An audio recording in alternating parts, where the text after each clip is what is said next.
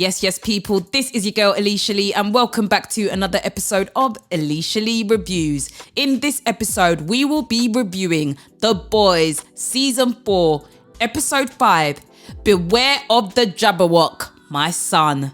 Let's get into this.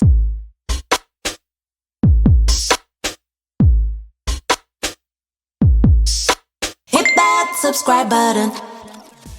We kick this episode off with the B52 Expo. We have our hosts, The Deep and Cameron Coleman, and we can see in the shadows there is Homelander and Sage. Now, Homelander, he is having flashbacks of everything that he's gone through, especially what happened in the last episode. Now, you would think after doing that he would feel better, but it seems like he's still got these feelings. Sage tries to speak to Homelander, asking him about his trip home, but she can tell that something is clearly wrong. We're at the hospital with Huey, his dad and his mum, and his dad looks great. He looks fine, he feels good, and he can't even believe that he's in hospital for a stroke. He's even like, surely I'd be out of here by now, but he's like, he feels good. We know why he feels good, because he's got that compound V in him. Huey speaks to his mum to ask if she gave him the compound V. She explains that she saw it in his jacket and she gave it to his dad because she thought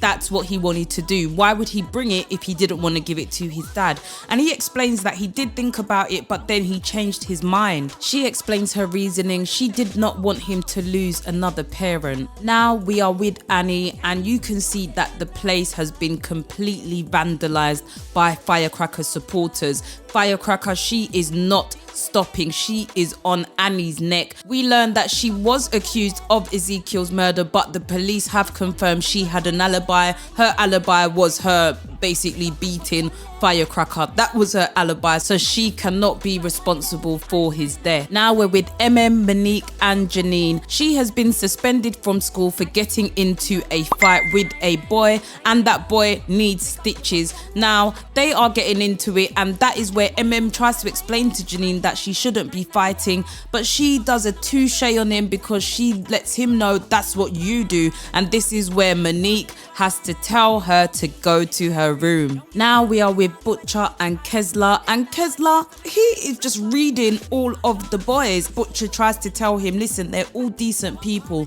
This is where Kesler says, yeah, they are decent people, but we are not decent. Kesler is trying to encourage Butcher to get rid of his team or go solo, I don't know. He is trying to convince Butcher that they are going to have to take a different approach when it comes to taking Homelander down. Back at the office with the boys, we can see everyone is going through it, and he asks Frenchie where is Colin because he hasn't been taking any of her calls. It just seems like he's disappeared.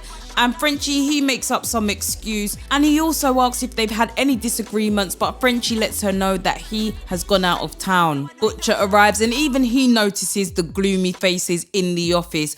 This is where Annie mentions that maybe everyone is gloomy, especially her, because everyone is accusing her of Ezekiel's death. Now, this is where questions Butcher, how did he do it? And Butcher says he does not know, he blacked out. Butcher lets the boys know that he does think there is a solution to their problem, and that is a virus that has been created over at Godolphin University, and this is what can take a soup down because the virus latches onto the compound V in their blood. Now, Annie makes a good point, so give this to me and Kamiko and we're gone. And Butcher's like, yeah, I said Butcher, out of order. Butcher lets them know that he did go to the university to get this virus, but Victoria Neuman beat him to the post. Butcher suggests that they get that from Victoria. Starlight thinks this is absolutely crazy, but says, do they want it in Victoria's hands or is it best in theirs? And everyone agrees it is best in their hands. Butcher mentions to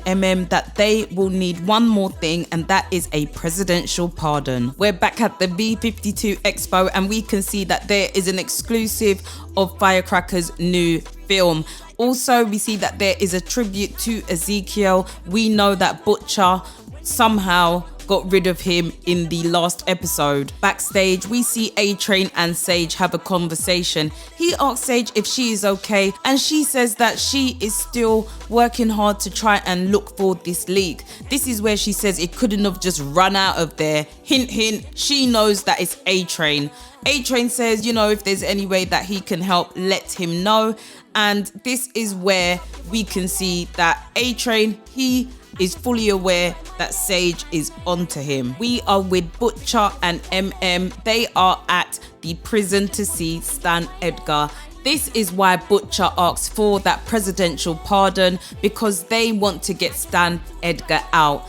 They speak to him and let him know that they need the virus from Victoria, and they also let him know that Zoe is now a soup. You can see that Stan is surprised. He did not know about this news, and this is where we see that Stan is going to leave with the boys. Stan Edgar leaves that prison looking like a boss. Even Butcher has to compliment him on the swag. We are at the hospital with Huey, his mum, and his dad. His dad is up. They are having a good time talking about things he wants to do, places he wants to go. Huey's mum gives him her engagement ring for when he is ready to propose to Annie. He is caught by surprise by this, and he even mentions that he's not sure that he is ready, but she insists that he takes the ring. Huey goes on to ask his dad why he gave his mum the power of attorney, and his dad explains the story, saying that he didn't want to end up in that kind of position, which is why he would rather his mum make that decision. He knows that Huey wouldn't do that. Stan Edgar takes the boys to one of his homes that he doesn't use, but he knows that Victoria would. This is where the boys discover a place that looks like experiments have been taking place. It looks like the place is now abandoned. This is where they discover broken compound V on the floor. Animals are missing, but there is one animal that is still caged up. It looks like they have been doing experiments on these animals. We can also see that there is a temp V fluid going into one of the animals. Temp V, compound V and animals, this is not a good mix. Butcher releases the temp V from one of the animals, and feeling sorry for it, he lets it go free. Kimiko even smiles at Butcher, seeing the kind gesture he has just done. Frenchie and MM are talking about the missing items, and this is where they both notice each other's noses, they're bleeding. This is where we see that everyone's nose is bleeding, and before you know it, we see that Victoria is in the building. Stan greets Victoria, and she looks at him with disappointment. She lets him know that it was going to be obvious she knew where he was due to his ankle monitor the moment he left that prison, and she questions why he brought the boys to this lab. He questions her, asking why did she set up a lab here. The two go back and forth until Butcher intervenes, and this is where Stan manages to convince Victoria that she needs to just work with the boys on this. Now we can see the trailer for A-Train's movie, and I've got to say it's absolutely ridiculous. What is this? Who wants to see this? A-Train goes on to speak about the film, saying it is close to his heart, but we know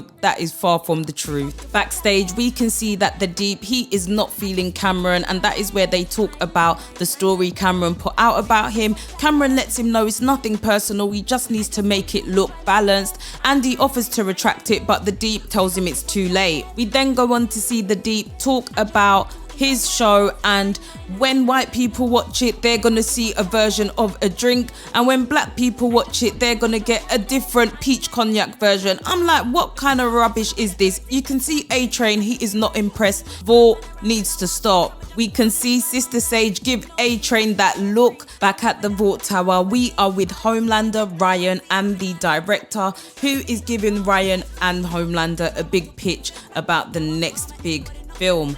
The director is really excited, but Homelander wants to know how Ryan feels about it. Adam is willing to do anything for Ryan to do this film, and this is where Adam mentions that they've spent so much money on production so far, but Homelander, he does not care. He suggests that Adam gives Ryan his Amex card. Homelander then insists that Adam also give Ryan his keys to his car.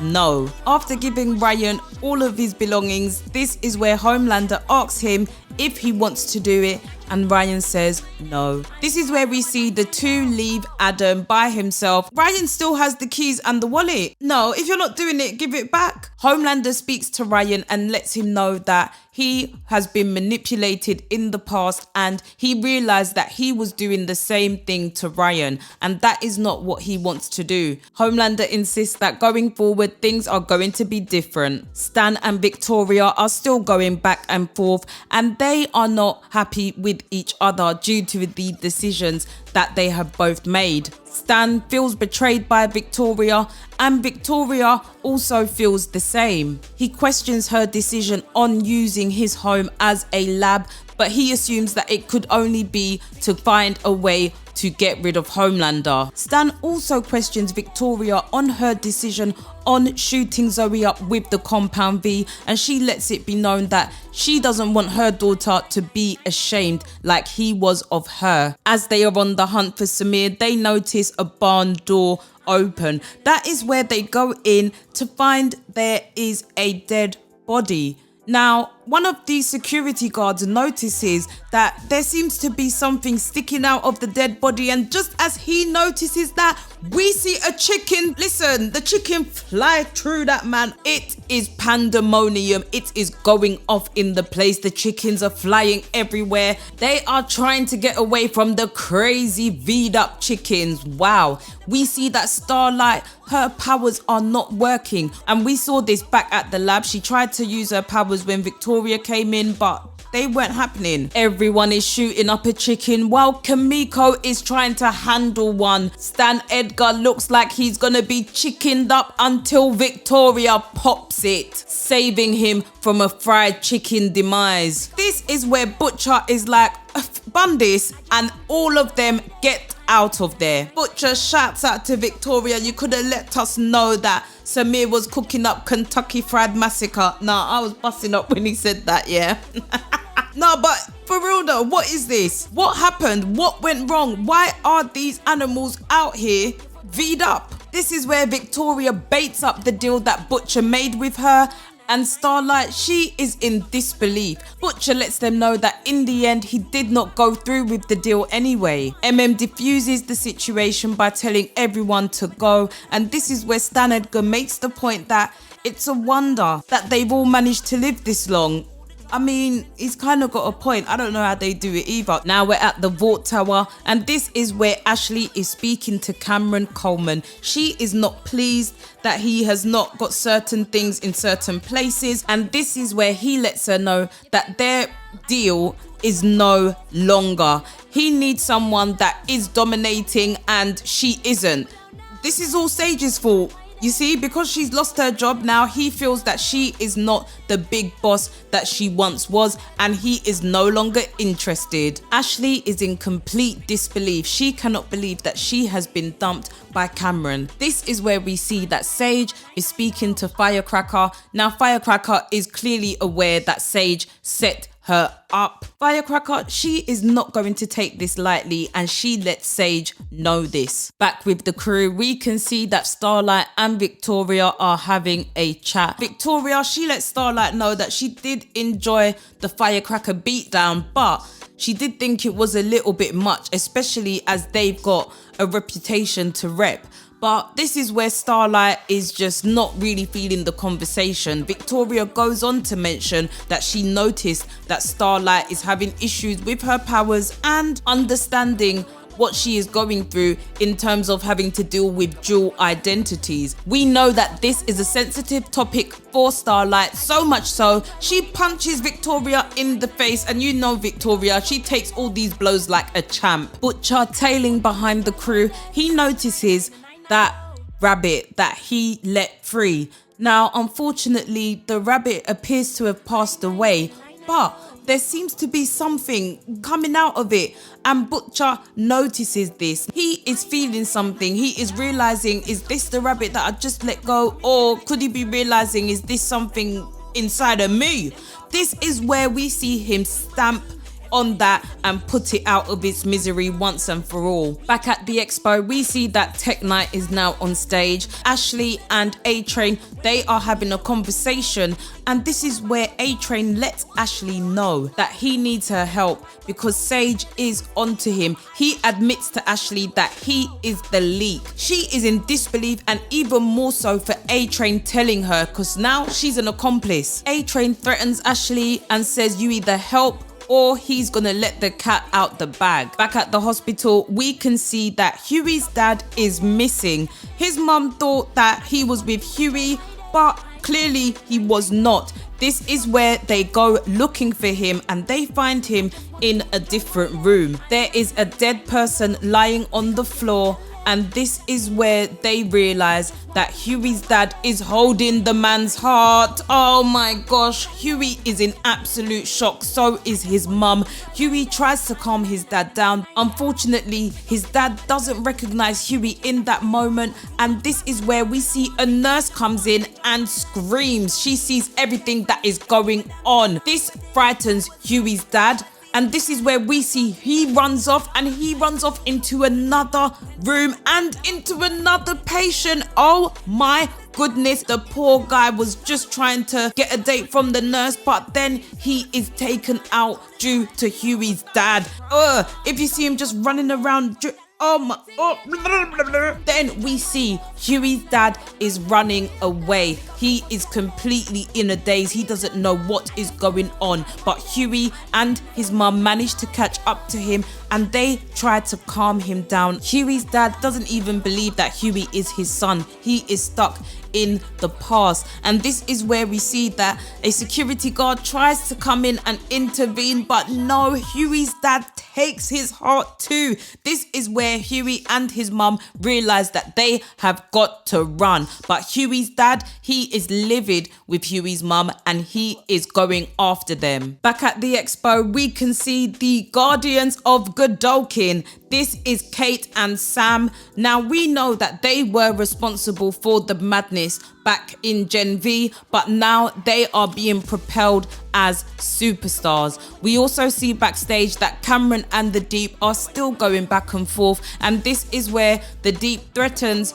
to get intimate with Cameron's wife, but this is where Cameron claps back and lets him know that he knows about him and his Ambrosius Bay, so the Deep better leave him alone, else he will put that story out there. Homelander and Ryan are drinking their milkshakes, having a chat, and Ryan wants Homelander to know that he wants to do things that will help people. This is where Ryan notices that Adam's assistant needs a bit of help with Adam. Ryan instructs the assistant to slap Adam, and she does not hesitate, boy. She gives it to him to the point that Adam's getting it this episode. He's been robbed of his keys, he's been robbed of his wallet, and now he's been robbed of his dignity. He is getting slapped up by his assistant. Adam's apology was so weak, but that is what he gets for being a creep.